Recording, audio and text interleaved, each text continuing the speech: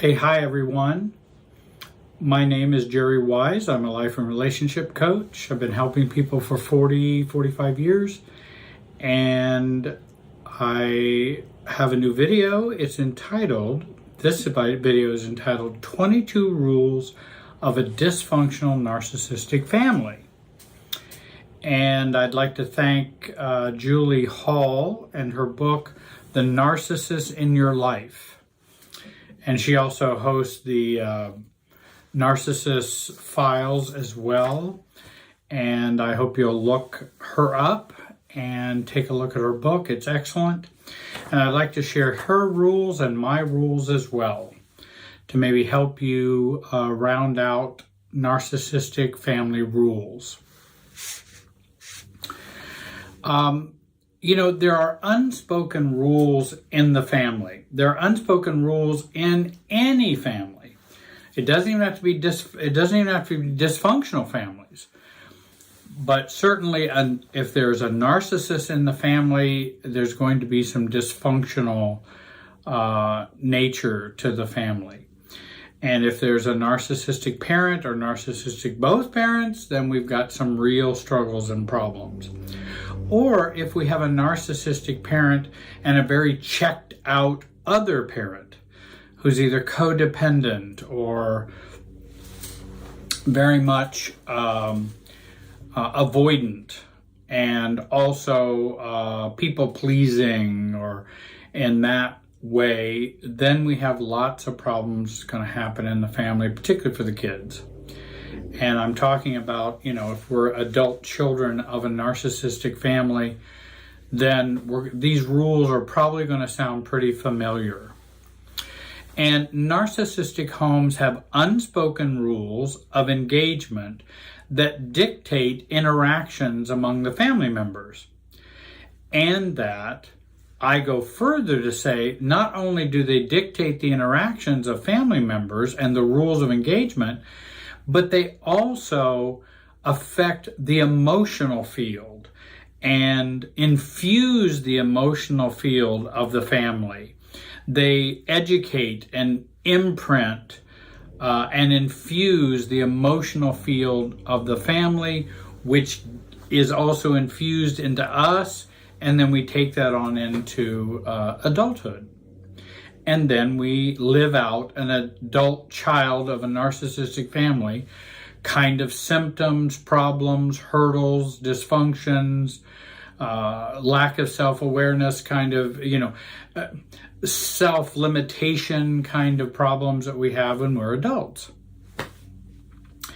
And the reason that we try to understand what are some of these unspoken rules and the effect of those, I'm going to talk about that more towards the end. The reason we talk about those is because they give us insights into how to heal and where to heal. For example, number one rule is acceptance is conditional. Well, I think most people who grew up in a narcissistic home definitely saw acceptance as conditional. And there are many dysfunctional families where acceptance is conditional, not just narcissistic homes, but there can be many homes where acceptance is conditional. And if acceptance is conditional, then how would we internalize that, make it our own, and live that out in our adult life? We're going to accept ourselves only conditionally.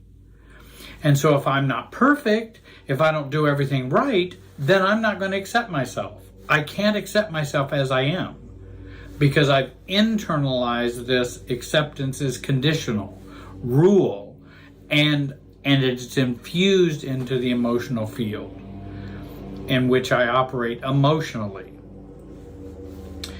To gain acceptance, children must comply with the family narrative and value system. Expressions of difference are rejected and pathologized. If you're different, then that is bad. That is unhealthy if you're different, and you should be rejected. Because we need to be, if we want to be accepted, then we must live by what is acceptable in the family.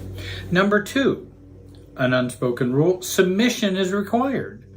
Everyone is expected to submit to the dominant narcissist authority, no matter how ignorant, arbitrary, cruel, or destructive it is. We must submit to the dominant narcissist authority, which is very wounding and very traumatizing for those growing up in narcissistic homes. Number 3, someone must be blamed for problems. Unspoken rule sometimes is a spoken rule, but it generally is an unconscious spoken rule that somebody's got to be blamed. When something bad happens, from a lost job or a spilled glass of milk, someone must be blamed for it. Typically, there's a family scapegoat who must be blamed and must bear the main burden of the family's problems, frustration, and unhappiness, as well as the dominant narcissist projecting of self-loathing. So for all the problems in the family and the narcissist self-loathing, there must be a scapegoat to be able to take all those multitude of problems and sins and take them upon them. And we place them upon them. And then that scapegoat carries all of the family pathology with them. And that's how we handle that in family systems way of thinking.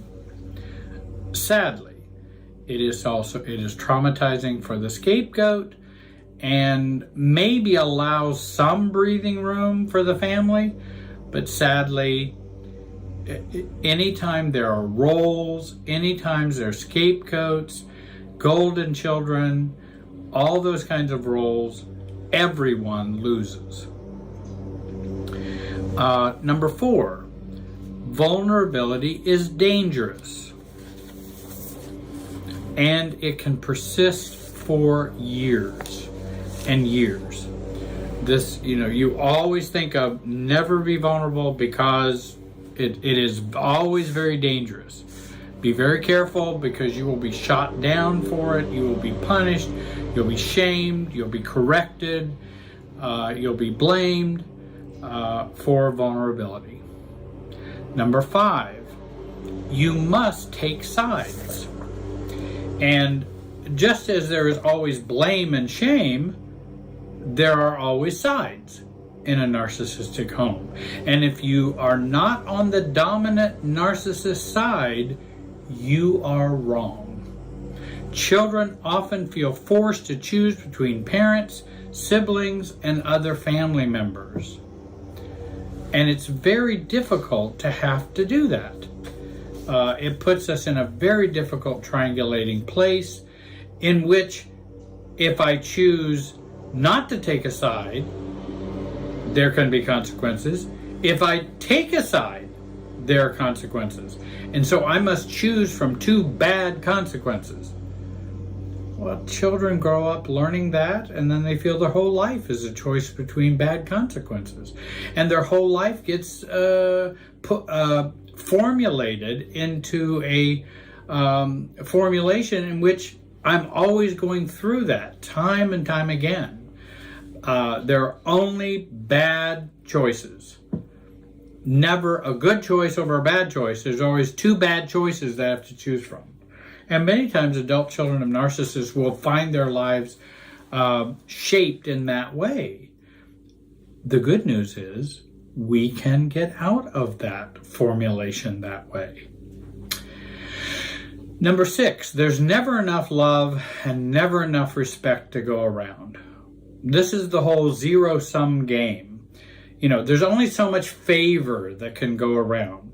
Renewable resources in healthy families, love and respect, are limited to the narcissist and whomever else is deemed worthy, usually a favored golden child. Respect or love for one person means respect and love means disrespect and unlove for another. There's only so much. Number 7, feelings are wrong. The feelings that make us human help us connect and get our needs met and protect us from harm are selfish and must be repressed. Only the narcissist has free rein to express feelings and have emotional reactions and make demands. Again, our feelings are wrong.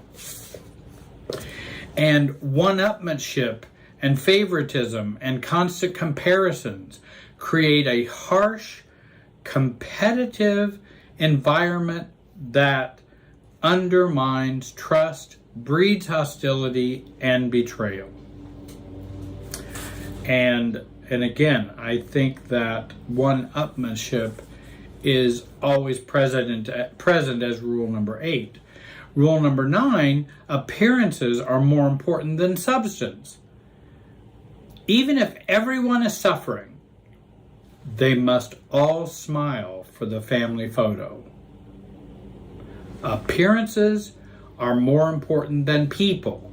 Appearances are more important than substance. Number 10, rage is normalized.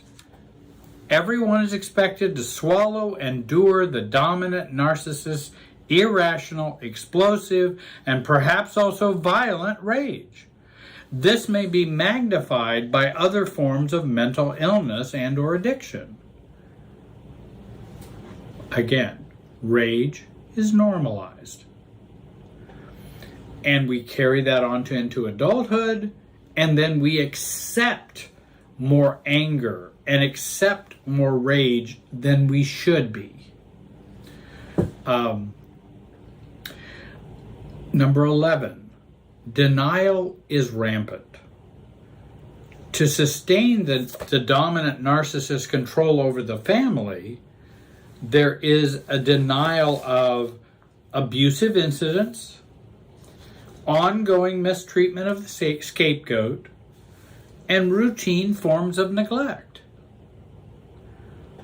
Number 12, an often unspoken rule, there is no safety. There is no safety. This family is not one in which we feel safe. So always remember, you're never safe growing up in a narcissistic family. Number 13, no one can be or should be okay. No one's okay. Maybe the narcissist projects that they are okay and everyone else is not okay. But even the golden child is not okay as he or she really is, but is only okay as he or she is supposed to be. So even the golden child isn't okay as they are. It's as they must be. And then certainly the scapegoat or mascot or lost child or any number of roles that we have in the family. 14, fear must always be present, and anxiety must guide everyone. Fear is always present, must always be present, and anxiety must guide everyone. And that systems fear, that fear that's within the system, can be very paralyzing, which it is intended to do. That is its purpose, to paralyze, to keep everyone offsides and everyone out of balance. And the anxiety must be there, so we will always react out of our anxiety, not out of thoughtfulness, intentionality, rationality. Can't have any of that. Anxiety must guide everyone. 15, always avoid, never resolve. So you keep your head down, stay under the radar. You can't resolve anything, so just avoid. 16, always be angry or always be appeasing. And we usually flip-flop between the 0 to 180 degrees of angry to appease, angry to appeasement, appeasement back to anger. But it's not to be overt anger. It often ends up being suppressed or repressed anger that we feel, because certainly you can't be angry with the narcissist. Good heavens, you will pay dearly for that. And you can't be angry about what are obviously things that would be worthy of anger. You cannot do that in a narcissistic home. It's anger beware. Buyer beware, anger beware is the motto in a narcissistic home. 17, differentiation or confidence in anyone other than the narcissist must be punished or shamed or rejected. We cannot be differentiated. You better not have confidence. And certainly that differentiation or difference between narcissistic family and yourself cannot be tolerated. Also, number 18, never count on parental support. Now, why do I say that? Maybe there was a parent who tried or wanted to be more supportive, but you can't count on it because that parent is under the subjection to the dominant narcissist. So the parent you can't count on, even the quote good parent, because they are under subjection to the narcissist. At any time they could pull their support for you because they have to please the narcissist parent. And so can't count on it. Nice when it happens, but it many times will be yanked out for fear, anxiety, reasons. Or codependent reasons. 19. Always enmesh, and boundaries are not permissible. Only enmeshment. And then I'm going to expand on that in just a little bit more in just a second. Rule number 20. You must always be borrowing a self or loaning a self, but never having a self in a narcissistic home. We always must be in the operating of filling up other people's buckets, not our own. Rule 21. Systems feelings always trump true feelings. True feelings may be feelings of rejection, hurt, sadness, abandonment, fear. But what's going to trump those is our guilt, shame, fear of abandonment, fear of rejection, fear of sadness, fear of hurt, which are systems feelings. They're going to trump our true inner feelings by how we've been treated. And again, guilt, shame, fear of abandonment, fear of rejection, those things are the systems feelings that will often take precedent over true feelings in a narcissistic home. Rule 22, the narcissistic family's super self must be shared and borrowed from by everyone as long as the narcissist lives. That super self that we have when we're children, we must borrow from that super self because it's the family super self, and nobody has a self. We just operate out of the super self. Your self must be the family self and must have its origins in the family self. Don't disagree, don't feel differently, only operate from that super self. And don't operate in another emotionality than the family super self. So if someone goes and gets counseling, coaching, or help, or support, and they begin to function differently internally, emotionally, then you're differentiating from the family super self. You are beginning to differentiate from it. And that is not welcomed. It does not feel good.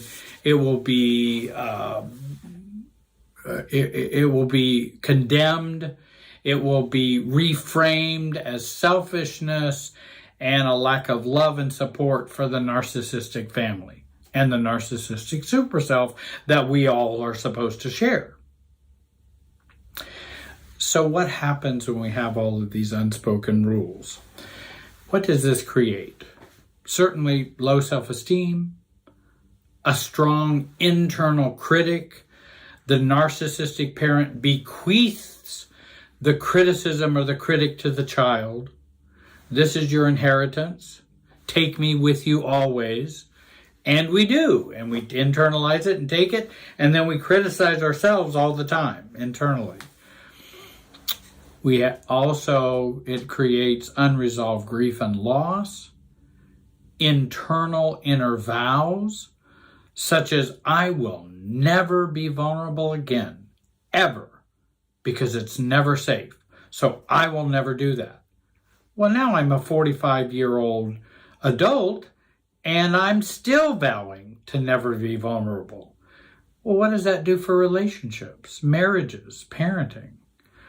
Or another vow, I will always overwork to show my dad or mom to prove that they are wrong about me, and they were wrong about me. That's another inner vow that we can have. There are many inner vows we might have. And these rules create these kind of inner reactions and vows. These rules also tend to annihilate the self. So we must rebuild it or build it as adults. Fusion with the narcissistic family super self follows us into adulthood. And then we wonder why we struggle more than others seem to. Half of ourself, so to speak, or more, or in some cases, 99% of ourself, is still our family growing up. And it's within us. And that's our self, not our true self. It's the family super self. And with some of these concepts that I've mentioned, you can watch some of my videos to go deeper into some of these topics. Take a look at my playlists. Again, I hope you will subscribe to this channel, join this channel, support the channel financially so I can continue to make videos for you. And if you would like help, please contact us. I want to thank you for watching today. Have a great day and be wise. I would also like you to get the book by Julie L. Hall, The Narcissist in Your Life. And in addition to that, look up the Narcissist Family Files. It's online. I think it's put out by Julie Hall, and I really believe you would appreciate those resources. Thanks again. Have a great day.